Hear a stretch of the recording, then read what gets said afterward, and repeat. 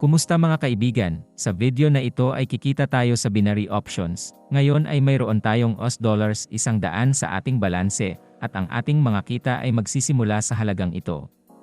Makakatanggap kami ng mga signal mula sa dalawang indicator, MACD at Super Trend.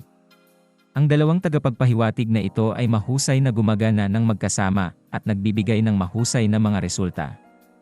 Ngayon ay makikita mo para sa iyong sarili, kaya simulan natin ang kalakalan kaagad. Itinakda namin ang mga tagapagpahiwatig at agad na na-set up ang platform.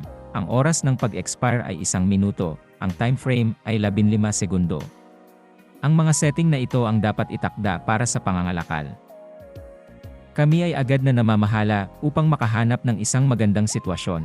Kami ay nakabuo ng 2 peak, at sa huling peak ang presyo ay bumabaligtad at isang desisyon ay ginawa upang magbukas ng isang sell deal. Ngayon ay susubukan kong ipaliwanag sa iyo ang dahilan ng pagbubukas ng kalakalan dito, at susuriin ko ito para sa iyo. Nakabuo kami ng 2 mataas na presyo sa chart. Sa pangalawang mataas na binuksan namin ang isang sell trade, dahil mayroong malinaw na antas ng paglaban.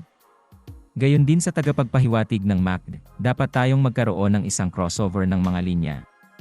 Binibigyang pansin namin ang mga nakaraang sitwasyon. Ang mga ito ay halos kapareho sa atin, at alam na ang merkado ay cyclical, matapang naming binuksan ang isang sell deal.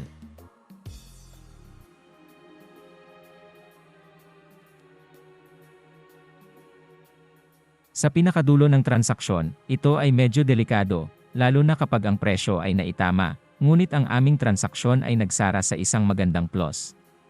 Nagawa naming kumita ng $72 sa aming balance. Ngayon ay magtrade tayo sa susunod na sitwasyon. Ito ay medyo katulad ng naunang isa na mayroong isang mataas na presyo muli. I-rewind namin ang chart pabalik upang matiyak na ito ay talagang mataas na presyo. Sa asset na ito ay isang maximum na presyo. At tulad ng alam mo, ang aming presyo ay hindi patuloy na gumagalaw lamang pataas o pababa.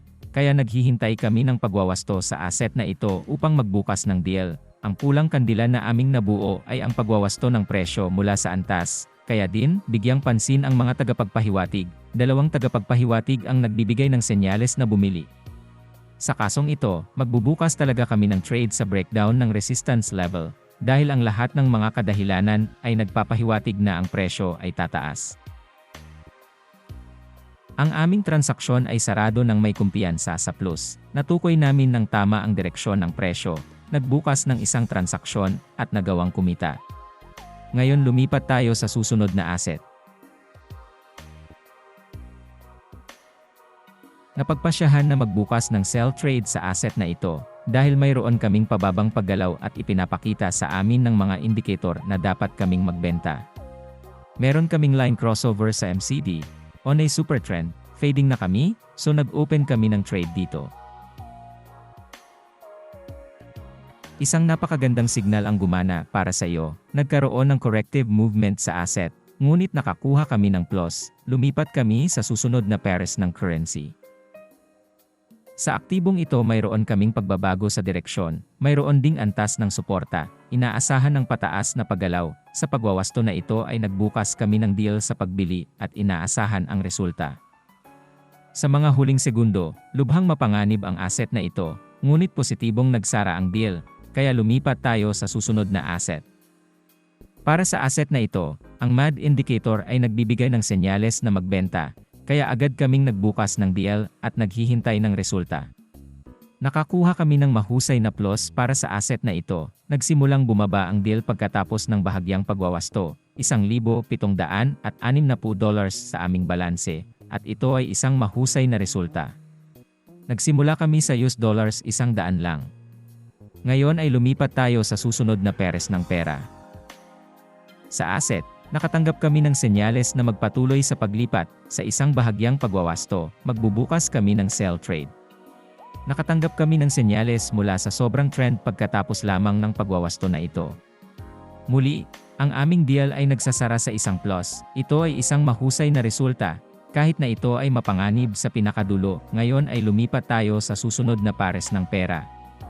Sa asset na ito, nakakakita kami ng pababang paggalaw, kaya nagbubukas kami ng deal para patuloy na bumaba, at hintayin ang resulta.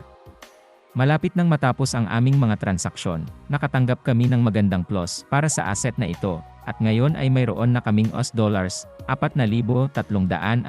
sa aming balanse, na isang mahusay na resulta. Tinatapos namin ang mga huling deal sa asset na ito at kumpletuhin ang deal. Kaya't nagbukas kami upang bumili, dahil ang dalawang tagapagpahiwatig ay nagbigay ng senyales upang bumili. Mga kaibigan, sana ay kapakipakinabang sa iyo ang video at maaari mong matutunan kung paano i-trade ang diskarte na ito sa iyong sarili. Huwag kalimutang mag-subscribe sa Telegram channel, mayroon kaming libreng signal doon. Salamat sa lahat ng nanood, see you next time.